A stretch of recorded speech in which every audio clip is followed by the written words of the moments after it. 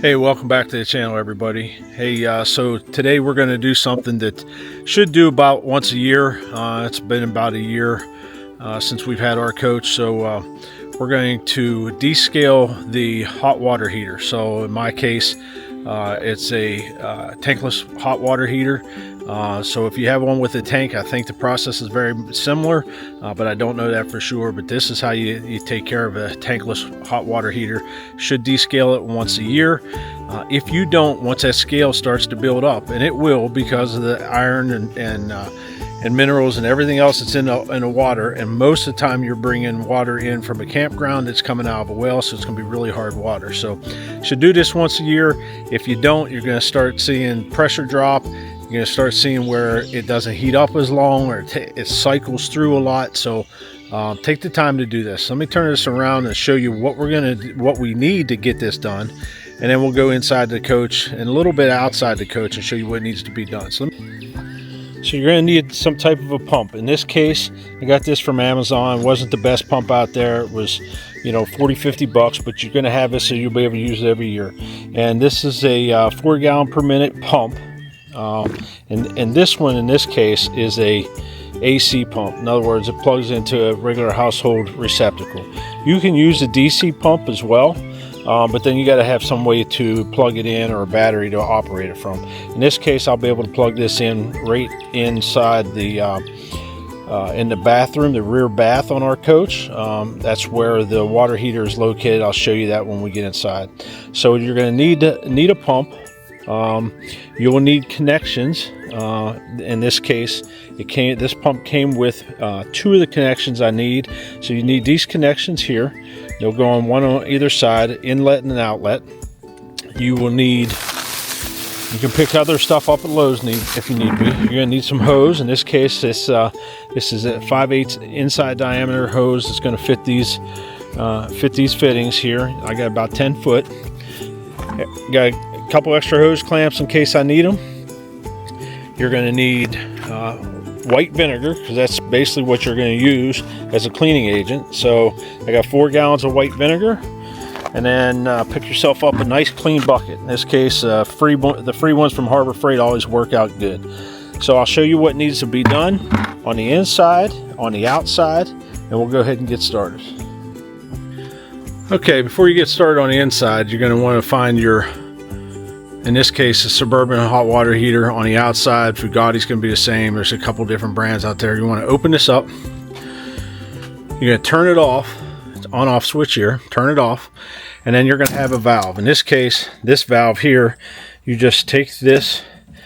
I've already drained this, but you take this drain here and you open this up, and all your water that's in the hot water heater now will come out. That'll drain out. Let that drain for a few minutes till it's done running. If you're going to want to turn off, make sure there's no water coming in from the city or from a campground if you're doing it there, and you want to make sure you turn your water pump off. If you don't, once you open this up, if your water pump's on, it's going to pump everything out of your fresh tank. So you're going to, once this drains, close this back up, and then everything else is going to be done on the inside. All right, once you get to the inside, you're going to want to locate where your hot water heater is, and they're all going to be different. Every coach is going to be different. In my case, it is in the back bathroom. Remove this panel. It takes there's 2 screws to hold it in. They're number 1 Robertson bit. Remove those. You'll have access to your hot water heater, and again, you're going to make sure that the power is turned off and all the water's turned off to it. And then you're going to have an inlet and outlet. In other words, the inlet is going to be your cold side, your outlet's going to be your hot side, and what you're going to want to do is just disconnect those.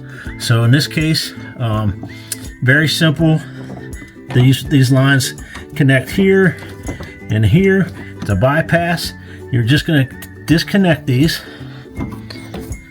on either side, and I'll show you why.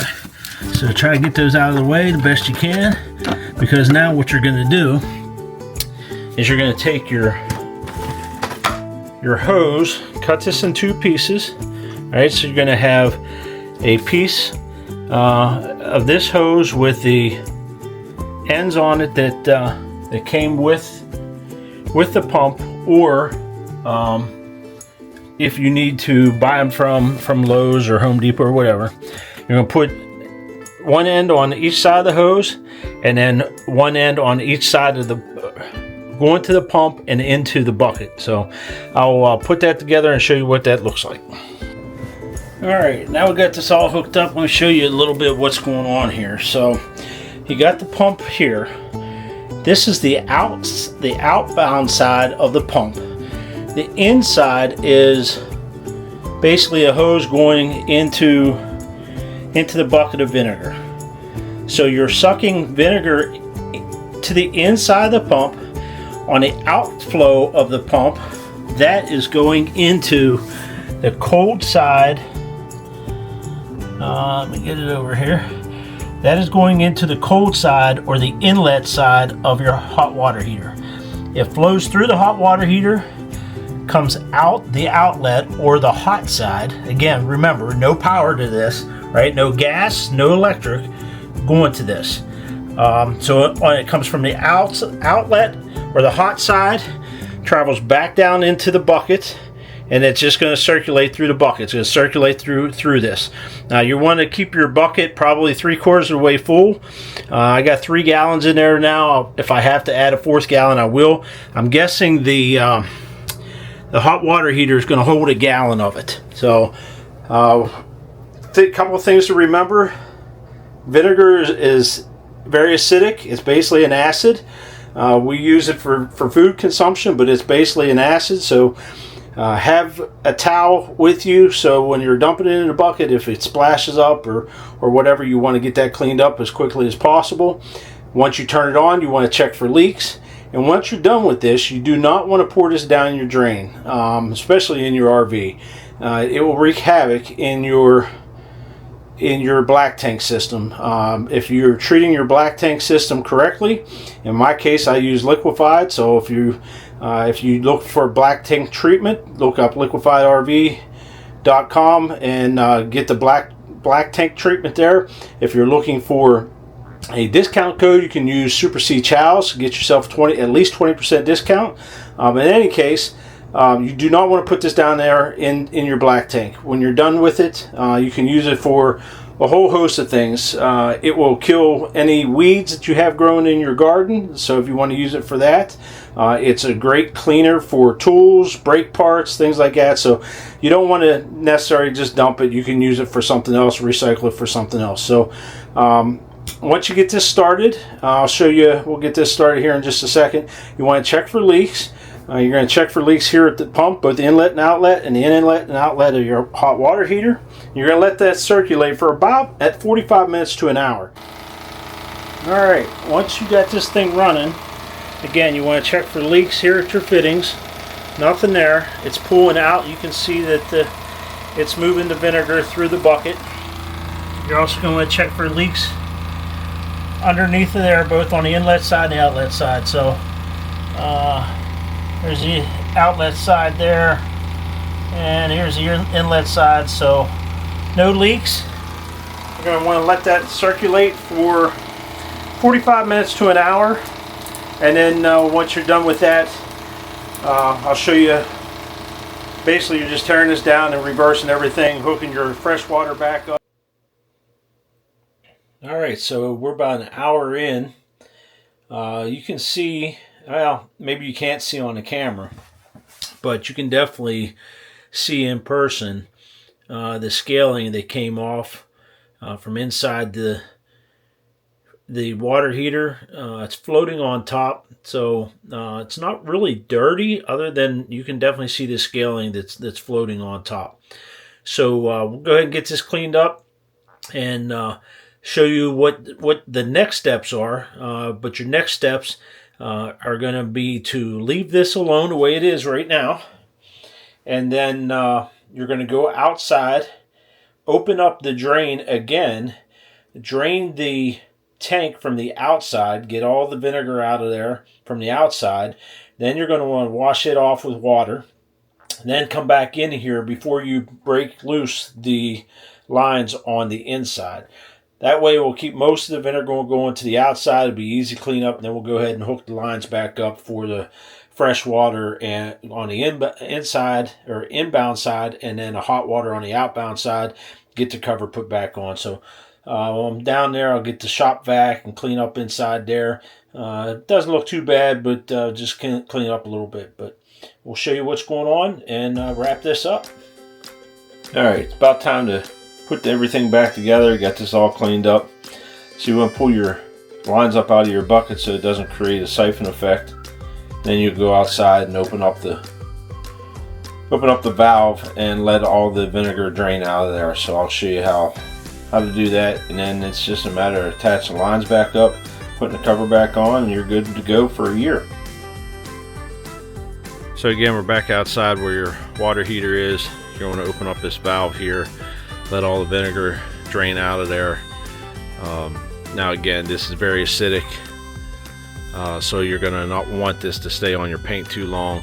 Go ahead and let it drain, hit it with some water. Probably want to come back over it with some wax, because chances are if there's any wax here, if you let it sit on there too long, it's going to take your wax off. Now if it's ceramic coated, that probably won't be the case, but you don't want to let it sit there too awful long. So flush this out real good, wash down the side of the coach.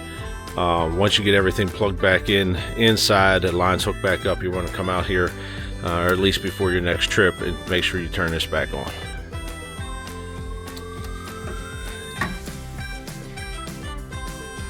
There's not a lot in there, a couple cups full, but again, it's going to go down the side of your coach. You just want to make sure you get that cleaned up.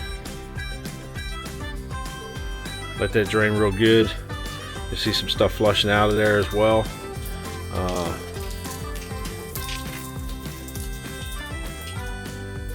Once it's drained, you can go ahead and go back, close that up, go back inside and get everything buttoned up real good. Alright, once you got the water lines hooked back up, again, you got your cold water is the inlet, hot water is going to be the outlet.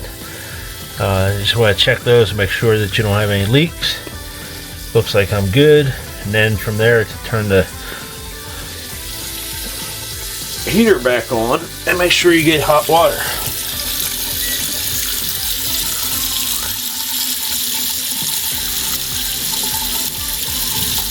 You can hear it just now light, and temperature's coming up. Let that flush out, check for hot water.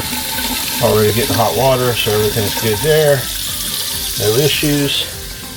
Again, check this really good, because once you seal this up, you might not know there's a water leak. Matter of fact, what I'm going to do is I have another leak detector from Gobi. I use the Gobi leak detectors everywhere. I'm going to stick a leak detector down in here and get that programmed in.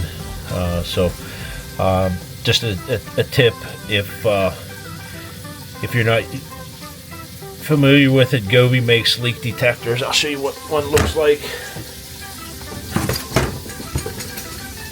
You can see one laying right there on the floor there, underneath of the sink. So I got those underneath all sinks, under the shower. I'm gonna go ahead and stick one in here. Put the lid on and go from there.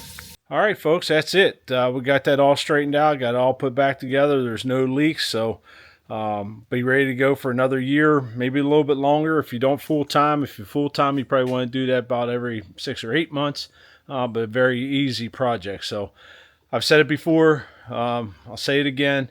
Don't be afraid to work on these things. If you break something, you can fix it. There's nothing on there that if you're a little bit handy that you can't fix yourself. Save yourself some money from going to a dealership or calling an RV repair person. So if you like videos like this, give us a thumbs up, a like, and subscribe. If you have on-demand hot water tank, let us know. Have you ever done this before? If you have a tank system, how does that work? I haven't done that. Obviously, we haven't had one with the tank system. You can let us know in the comments what you do differently. So that's about it for the day. I'm going to, so now the rest of the day, I'm taking this and I'm putting it in that. So that will take up the rest of the afternoon, and we'll see if we can't get this a little bit closer to getting this 67 Camaro up and running. So fun little project. They take a lot of time. So that's the plans for the rest of the afternoon. Again, thanks for subscribing. Thanks for tuning in. And see you next time.